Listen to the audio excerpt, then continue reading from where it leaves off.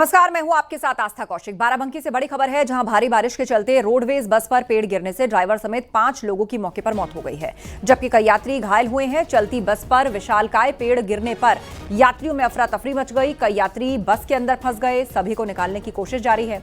जैतपुर थाना क्षेत्र के हरक चौराहे का पूरा मामला है। जैतपुर थाना के हरक चौराहे का मामला, रोडवेज बस पर पेड़ गिर गया, जिसकी वजह से ड्राइवर समेत 5 लोगों की दर्दनाक मौत हो गई। भारी बारिश के चलते पेड़ गिरा है, रोडवेज बस पर पेड़ गिर गया, ड्राइवर समेत 5 लोगों की मौत हो गई। अनिरुद्ध शुक्ला हमारे सहयोगी इस पर अपडेट दे रहे हैं। अनिरुद्ध, क्या अपडेट है आपके पास? देखिए, ये जैतपुर थाना क्षेत्र के हरक चौराहे का पूरा मामला है, जहां पे एक अनुबंधित रोड बस थी, जिसके ऊपर एकाएक आज भारी बरसात हुई थी। विगत 3-4 दिनों से बरसात हो रही है, जिसके चलते ये भारी भरकम पेड़ गिर गया, जिसमें कई यात्री घायल हुए हैं। अब तक की अपडेट में ये बात है कि 5 लोग जो हैं कुल उनकी डेथ हुई है। बाकी अन्य लोग रेस्क्यू कर लिए गए हैं और उनका जो स्थानीय जो अस्पताल है, ट्रॉमा सेंटर है, वहां पे इलाज कराया जा रहा है। जी बिल्कुल। और मरने वालों की संख्या कितनी है? प्रशासन ने कोई आंकड़ा दिया है अभी तक? देखिए, इसमें से कुल 4 महिलाएं हैं जिनकी मौत हुई और एक जो है वो पुरुष है जिसकी मौत हुई है। बाकी अन्य घायल हैं। जो ज्यादा गंभीर रूप से घायल बताए जा रहे हैं, उनको लखनऊ ट्रॉमा सेंटर रेफर करने की तैयारी की जा रही है। अन्य जो लोग हैं जो घायल मामूली रूप से हुए हैं, उनका उपचार जारी है। जी, ये हादसा कब हुआ है? और बड़ी बात यह कि जो पेड़ गिरा, क्या वो खराब मौसम के कारण गिरा या उसका कोई और कारण था? किस जगह यह हादसा हुआ है?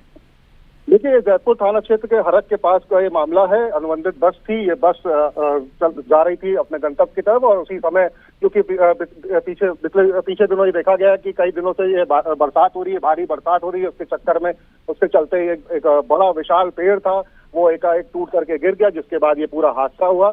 और अभी तक इस हादसे में कुल 5 लोग की मौत बताई जा रही है। जी बिल्कुल, 5 लोगों की मौत हो गई है, ड्राइवर समेत 5 महिलाएं हैं और उसके अलावा गंभीर रूप से घायल लोग हैं, जिनको लखनऊ रेफर किया गया है। बड़ी बात यह कि ये किस रूट की बस थी और इसमें कितने लोग सवार थे? देखिए, ये हैदराबाद मार्ग से ये बस आ रही थी हरक की तरफ, मतलब बाराबंकी की तरफ ये बस बताई जा रही थी कि आ रही थी। इसमें कई यात्री सवार थे। कुछ बताया जा रहा है कि दर्जनों यात्री इसमें सवार थे और अपने गंतव्य की तरह सुबह जा रहे थे। सुबह का क्योंकि ये मामला है और आज सुबह से ही लगातार तेज बरसात हो रही है, जिसके चलते ये पूरा हादसा हुआ है। और अभी तक जो घायल लोग हैं, उनकी पहचान भी करी जा रही है, वो कहाँ से हैं, उनके परिजनों को भी सूचित किया जा रहा है प्रशासनिक अमले की तरफ से। सीएमओ मौके पर मौजूद हैं, जितने भी घायल हैं उनकी पूरी निगरानी करी जा रही है। टीम्स जो है उनके लिए वहां पे अलाइन करी गई हैं, जो ये सुनिश्चित कर रही हैं कि जो घायल हैं उनका उपचार जो है सुनिश्चित किया जाए, ठीक तरीके से उपचार किया जाए। और जो ज्यादा मुख्य रूप से, जो ज्यादा गंभीर रूप से घायल हैं, उनको लखनऊ अस्पताल रेफर किया जाए। 5 लोग की अब तक ये दुखद मौत हुई है और बाकी अन्य जो लोग हैं उनका इलाज जारी है। जी, सीएम योगी ने मृतकों के प्रति अपनी संवेदना जाहिर की है और साथ साथ अधिकारियों को मौके पर जाने के निर्देश दिए हैं। किस तरह के इंतजाम अब किए जा रहे हैं और क्या मरने वालों के लिए किसी मुआवजे का भी ऐलान हुआ है? देखिए, क्योंकि जो घायल हैं उनको जिला अस्पताल रेफर किया था। शुरुआती दौर में जो है उनको स्थानीय अस्पताल में रेफर किया गया था, जहां उनका उपचार किया गया। उसके बाद क्योंकि ज्यादा वो गंभीर लग रहे थे, तो उनको जिला अस्पताल रेफर किया गया, क्योंकि ज्यादातर सुविधाएं जो है जिला अस्पताल में ज्यादा पुख्ता रहती हैं। इसको देखते हुए वहां पे इंतजाम किया गया। मौके पे सारे आला अफसर जो हैं वो मौके पर पहुंचे। जो मौके पे जो घटना हुई थी वहां से रेस्क्यू कर लिया गया है, वहां भी टीम्स डिप्लॉय करी गई थी और अस्पताल में सारे सीनियर ऑफिसर जो हैं वो मौजूद हैं। सीएमओ खुद इस पूरी घटना को देख रहे हैं। डीएम भी पूरी इस चीज को निगरानी कर रहे हैं कि किसी भी प्रकार की किसी भी जो घायल है उनको कोई भी समस्या ना हो, सुचारू रूप से इलाज चले, ताकि जो घायल है उनको समय से जो है उपचार मिल जाए, जिससे किसी भी प्रकार की समस्या ना हो। जी बिल्कुल अनिरुद्ध, जानकारी के लिए आपका बहुत शुक्रिया। आप खबर पर अपनी नजर बनाए रखें। तो मुख्यमंत्री योगी आदित्यनाथ ने जनपद बाराबंकी में हुए सड़क हादसे का संज्ञान लिया है। सीएम योगी ने मृतकों के शोक संतृप्त परिजनों के प्रति संवेदना व्यक्त की है। मुख्यमंत्री ने अधिकारियों को फौरन मौके पर पहुंचकर राहत कार्य में तेजी लाने के निर्देश दिए। मुख्यमंत्री ने घायलों के समुचित उपचार के निर्देश दिए हैं।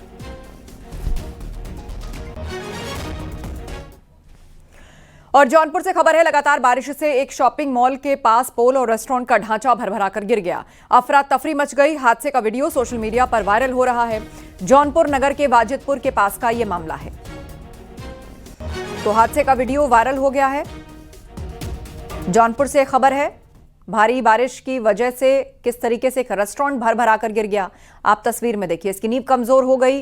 पानी लगातार यहां पर इकट्ठा था और उसके बाद ये पूरा का पूरा रेस्टोरेंट ढह गया।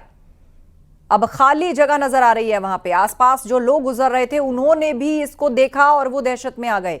पूरा का पूरा रेस्टोरेंट भरभरा कर गिर गया।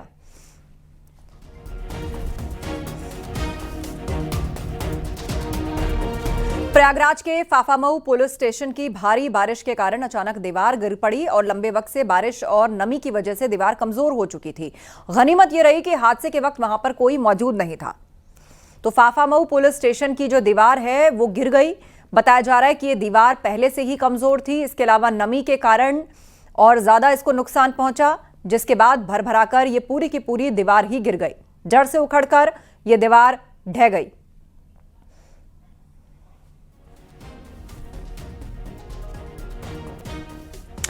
तो लखनऊ में बारिश के कारण अमौसी एयरपोर्ट की छत से पानी टपकने लगा और पानी न फैले इसके लिए एयरपोर्ट के अंदर टब रखवाए गए। आज लखनऊ में भारी बारिश का अलर्ट जारी किया गया। तो तस्वीरें आपको दिखा रहे हैं, एयरपोर्ट प्रशासन ने टब रखवाए हैं। भारी बारिश की वजह से एयरपोर्ट पे किस तरह पानी टपकता हुआ नजर आया। पानी टपकने से एयरपोर्ट ने उसको रोकने के लिए यहां पर टब्स का इंतजाम किया। लगातार हुई बारिश की वजह से यहां पानी लीक करने लगा और उसको रोकने के लिए नीचे टब्स रखवाए गए।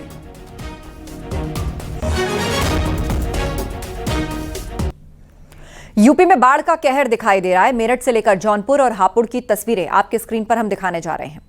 मेरठ के मखदुमपुर इलाके के करीब 1 दर्जन गांव बाढ़ की चपेट में है। कई गांव का संपर्क मुख्य मार्ग से टूट गया है।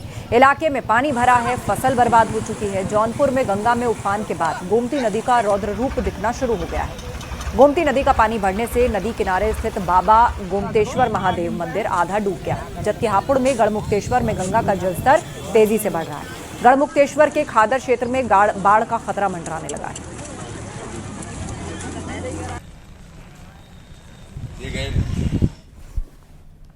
मेरठ में बाढ़ का कहर देखने को मिल रहा है। मखदुमपुर इलाके के करीब 1 दर्जन गांव बाढ़ की चपेट में आ गए हैं। कई गांवों का संपर्क मेन मार्ग से टूट चुका है। पूरे इलाके में पानी भरा है, फसल खराब हो चुकी है, लोग पलायन को मजबूर हैं। बिजनौर बैराज पर पानी खेती के निशान तक पहुंच गया है और मेरठ के मखदुमपुर में बाढ़ आने से आशंका जताई जा रही है। जिलाधिकारी के मुताबिक अलर्ट जारी किया गया है, जबकि एसडीएम फाइनेंस बाढ़ प्रभावित इलाकों की मॉनिटरिंग कर रहे हैं। पूरी टीम सिंचाई विभाग की, राजस्व की, पुलिस की, मेडिकल डिपार्टमेंट, वेटनरी डिपार्टमेंट और तमाम विभाग की टीम लगी हुई है। आप देख रहे हैं पीडब्ल्यूडी के भी अधिकारी है और बंधे पे एक जगह 2 मीटर का कट हो गया था, जिसको कि रिपेयर कर दिया गया। बाकी रेन कट्स है, उसको भी रिपेयर करने के लिए हमने सिंचाई विभाग को और उनके चीफ इंजीनियर को एसी को निर्देश दिया है कि इसको यथाशीघ्र जो है रेन कट को सैंड बैग से, बोल्डर से और अर्थ फिलिंग करके भरवाएं। इसके अतिरिक्त जवार राहत केंद्र हमारे सक्रिय हो गए हैं। डॉक्टर्स की देखिए टीम में जो घर घर हम मेडिसिन पहुंचा रहे हैं। इसके अलावा सीबीओ को मैंने कहा है कि जहां भी भूसा और चारा की कमी, हरे चारे की, वहां पे तत्काल उपलब्ध कराई जाए। जौनपुर में गंगा में उफान के बाद अब गोमती नदी का भी रौद्र रूप दिखना शुरू हो गया है। गोमती नदी का पानी बढ़ने से नदी किनारे स्थित बाबा गोमतेश्वर महादेव मंदिर आधा डूब चुका है। भारी बारिश के बाद जगह जगह जलभराव के कारण लोगों को काफी दिक्कतों का सामना करना पड़ रहा है। ग्रामीण इलाकों में बाढ़ का खतरा मंडरा रहा है। नावों के संचालन पर प्रशासन ने रोक लगा दी है। संबंधित अधिकारियों को भी अलर्ट मोड पर कर दिया गया है। लेकिन वर्षा हो रही है, इस वर्षा का हम स्वागत करते हैं और किसानों ने इस वर्षा को बहुत ही आत्मीयता से लिया है, क्योंकि उनकी फसलों को बहुत लाभ पहुंचा है। लेकिन वर्षा अधिक होने के कारण कहीं कहीं जलभराव की स्थिति आती है, तो उसके लिए स्थानीय निकाय को और ग्राम पंचायत राज अधिकारी को निर्देशित किया गया है कि वह उसको देखें और जलभराव की समस्या जहाँ है उसका निराकरण करें। पूर्वांचल में गंगा नदी जहां उफान पर बह रही है, तो वहीं जौनपुर में गोमती नदी भी अपना रौद्र रूप दिखा रही है। जी हां, जौनपुर गोमती नदी के तटवर्ती इलाकों में भारी जलभराव होने से जहां कई गांवों की फसलें जलमग्न हो गई है, तो वहीं कई गांवों के संपर्क मार्ग भी टूट गए हैं। गोमती नदी के रहने वाले चंदवक क्षेत्र में अगर बात की जाए तो वहाँ पर रिहायशी इलाकों में भी पानी घुस गया है। मनोज सिंह पटेल, न्यूज़ 18 जौनपुर। हापुड़ में गढ़मुक्तेश्वर में गंगा का जलस्तर तेजी से बढ़ रहा है। गढ़मुक्तेश्वर के खादर क्षेत्र में बाढ़ का खतरा मंडरा रहा है। जिला प्रशासन पूरी तरह से अलर्ट मोड पर है। गढ़मुक्तेश्वर में गंगा खतरे के निशान से 1 मीटर ऊपर बह रही है।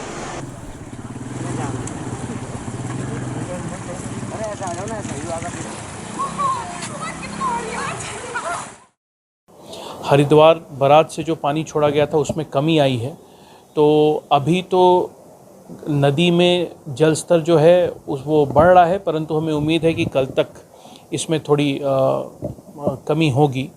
बढ़ते जल स्तर के कारण लठीरा के आसपास के जो हमारे गांव हैं, बड़ावली हो गया, जो मढ़ैया है, वहाँ पे खेतों में पानी घुस आया है। कल रात्रि को मेरे और कप्तान साहब के द्वारा इन क्षेत्रों का भ्रमण भी किया गया, तो खेतों में लगभग 1-2 फीट पानी आ गया है। प्रयागराज में सुबह से लगातार बारिश का सिलसिला जारी है। भारी बारिश के कारण निरंजन पुल के नीचे जलभराव हो गया, जिसके कारण लोगों को काफी दिक्कतों का सामना करना पड़ रहा है। तो लोगों को कितनी परेशानियों से दो चार होना पड़ रहा है। निरंजन पुल के नीचे का जलभराव देखिए, साइकिल के टायर आधे डूबे हुए हैं और कहीं कहीं तो हालत इतने खराब है कि देखिए काम पर जाते हुए लोग किस कदर कमर तक पानी भरा हुआ है। सुबह से लगातार बारिश हो रही है, पुल के नीचे पानी जमा है, इस वजह से कितना खतरनाक है। ऐसे में कोई गड्ढा या मेन हॉल अगर खुला रह जाए तो बड़े हादसे को दावत दे सकता है।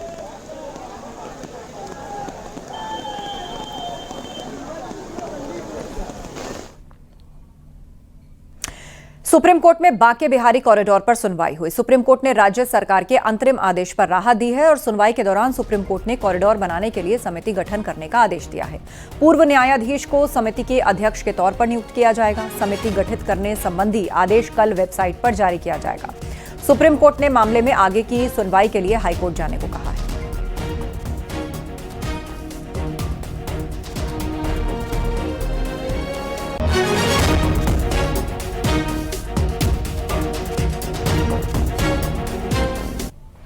लखनऊ में पूर्व डीजीपी डीएस चौहान ने मुख्यमंत्री योगी आदित्यनाथ से मुलाकात की। DS Chauhan UP cricket association के अध्यक्ष भी हैं। इस नाते उन्होंने सीएम योगी को यूपीसीए की T20 लीग की जानकारी दी और डीएस चौहान ने सीएम योगी को यूपी T20 का औपचारिक न्योता भी दिया और इसका आयोजन 17 अगस्त से 6 सितंबर तक होगा। ये लीग लखनऊ के इकाना स्टेडियम में खेली जाएगी।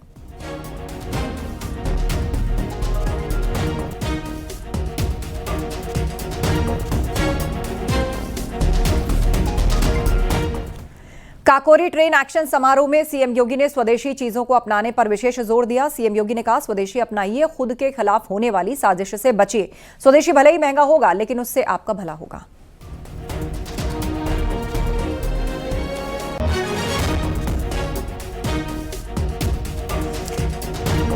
तो सीएम योगी ने लोगों को ये कहा, उनसे अपील की कि स्वदेशी भले ही महंगा हो, लेकिन आपका भला होगा। स्वदेशी चीजों को लेकर सीएम योगी ने बड़ा बयान दिया है।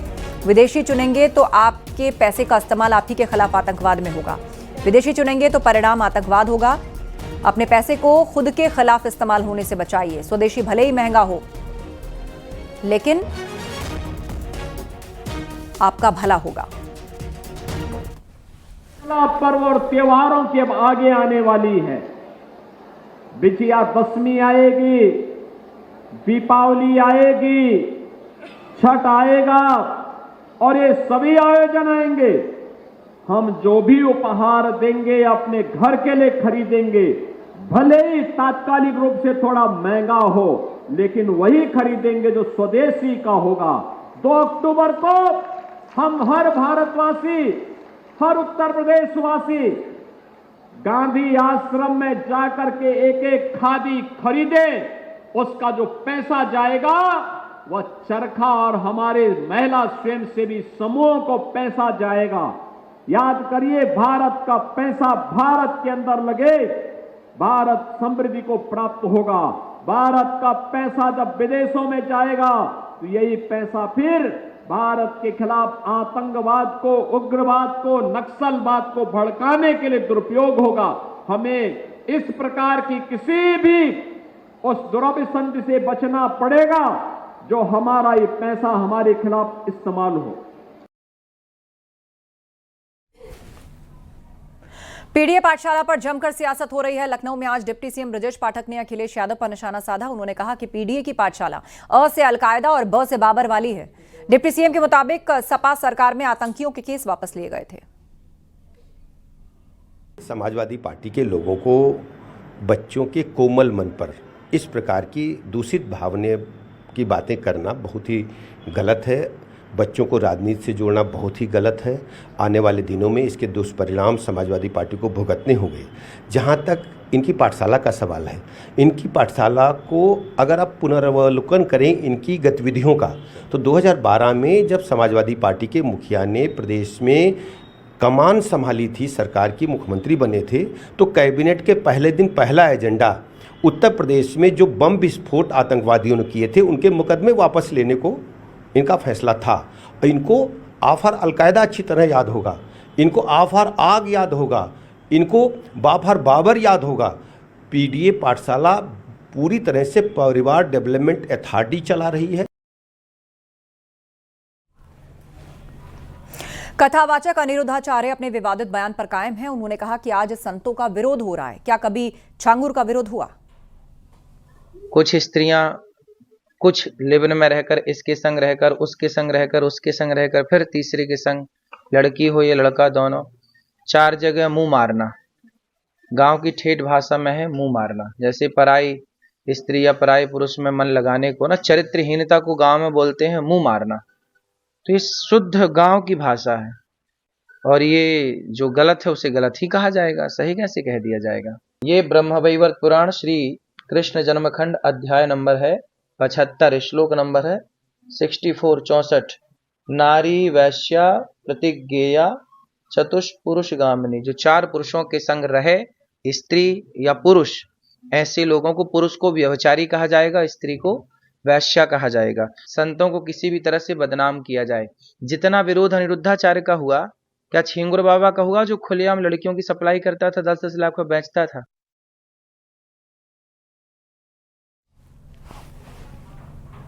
गाजियाबाद से खबर है, जहां मोदीनगर क्षेत्र से एक हैरान करने वाला वीडियो सामने आया है, जिसमें एक युवक तेज रफ्तार बाइक पर जानलेवा स्टंट करता दिख रहा है। और स्टंटबाजी में जिस बाइक का इस्तेमाल किया गया वो बाइक भी बिना नंबर की है। पुलिस ने वायरल वीडियो का संज्ञान लिया है। ये देखिए किस तरीके से ये बाइक पर स्टंट कर रहा है। खुद की जान के साथ साथ आसपास चल रहे लोगों की जान को भी जोखिम में डाल रहा है। इस बाइक पर कोई नंबर भी नहीं लिखा है। ये वीडियो वायरल है। मामले की जांच में जुटी है पुलिस। उसने इस मामले का संज्ञान लिया है।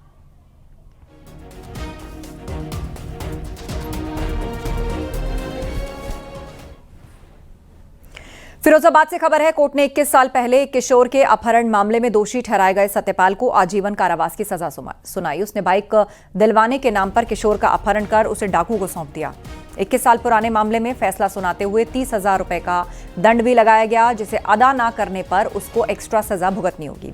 मामला थाना सिरसागंज के गांव सूरजपुर दुगमई का है। आरोप है कि 17 जुलाई 2004 को आरोपी सत्यपाल और उसके एक नाबालिग साथी ने किशोर को मोटरसाइकिल दिलाने का झांसा देकर इटावा ले जाकर कुख्यात दस्यू अरविंद गुर्जर को सौंप दिया। बदले में दोनों ने गैंग से 50,000 रुपए लिए। किशोर के दादा की ओर से दर्ज एफआईआर में बताया गया कि बाद में परिजनों ने 3 लाख रुपए की फिरौती देकर उसे छुड़वाया। पीड़ित के अनुसार छूटने के बाद किशोर ने बताया कि सत्यपाल और उसका साथी अरविंद गुर्जर गैंग के लिए काम करते हैं। एक अभियुक्त सत्यपाल को आज आजीवन कारावास और 30,000 रुपए जुर्माने की सजा हुई है। ये मामला एक रोबी की अपहरण हुआ था, जो इटावा में अरविंद गुर्जर को 50,000 रुपए में पकड़ को बिक दिया था। बाद में वो 3 लाख रुपए में पकड़ अपहरण छूटा था। उसके बाद 9 गवाह हुए, आज विचारण हुए। उसके बाद जजमेंट हुआ है आजीवन कारावास, 30,000 रुपये जुर्माना सत्यपाल को। और एक ऋषि मूल्य था इसमें साथ में, वो उसकी पत्तावें पृथक होकर चली गई जुवेनाइल कोर्ट।